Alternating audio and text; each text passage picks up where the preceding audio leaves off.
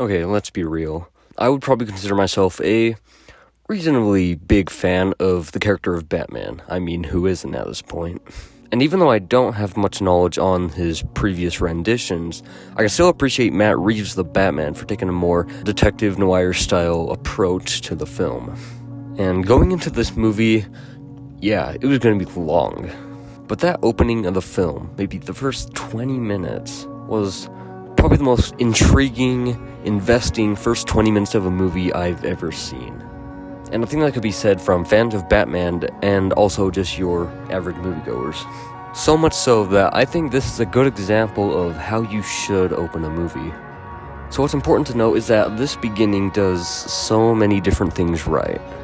And so why not go through them? So the very first scene sets up the Riddler, the ultimate villain of the film. It literally opens up with him committing a murder. So now we've got our villain.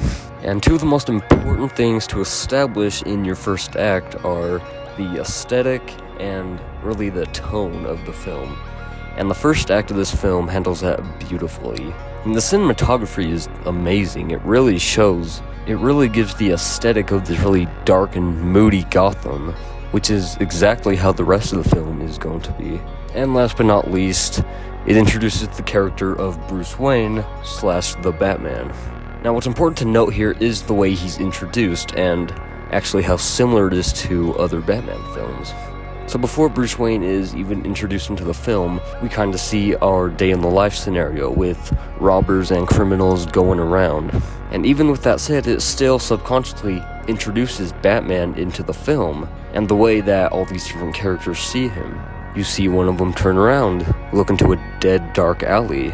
And when it comes to the character and the audience, the first thing that comes to our mind is Batman. It really shows how these different characters react to him and their perspective of him. And we're not done yet. And then we get a shot of another one looking up to the sky as you see the bat signal. Yeah, this one is really more on the nose than the previous one, but it still subconsciously shows how Batman has influenced the city, especially the criminals in it, as you see how they react to it. Again, it's subconsciously referencing to Batman without actually showing him, which is fantastic here. It works great. And then we finally get to the subway fight scene. We see these thugs beating down on this everyday citizen when they turn to a dark corner. And finally, out of that dark hallway of nothingness, steps out the person we were thinking about this entire time. The Batman. And pay attention to his presence alone, and how that has completely changed the setting, the mood, and how the different characters are reacting. So what's interesting and important to know is that these three different moments carry a very similar yet important aspect to the film, especially to the beginning of a film, which is intimidation. I mean, yeah, we also did it with the Riddler in the very beginning, but when it comes to the character of Batman, this movie sets it up so well because it uses that intimidation factor.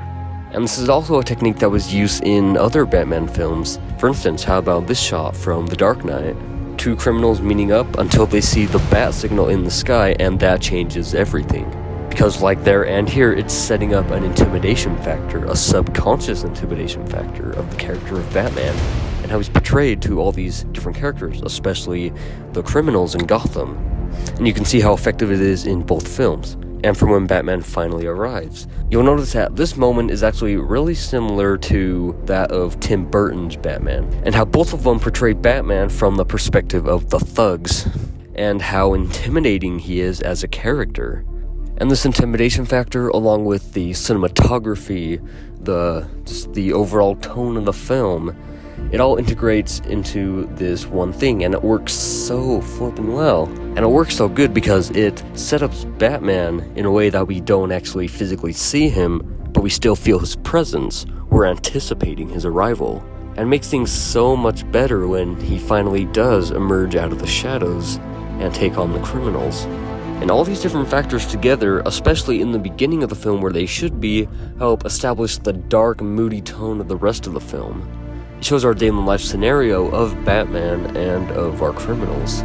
Similar with The Dark Knight, but not nearly as tenfold, this film does show kind of the grip that Batman has on Gotham's crime.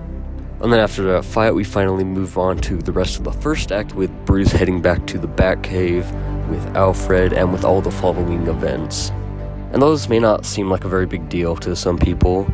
It actually is, because this pretty much establishes what the rest of the movie is going to be like. I mean, just go watch the first 5 minutes of Batman and Robin and I think you'll agree with me. Or don't. Just don't. And I really feel like this is how a beginning of a movie should be done. Because it really just kind of shows the situation at the moment in the movie, and we can progress from there.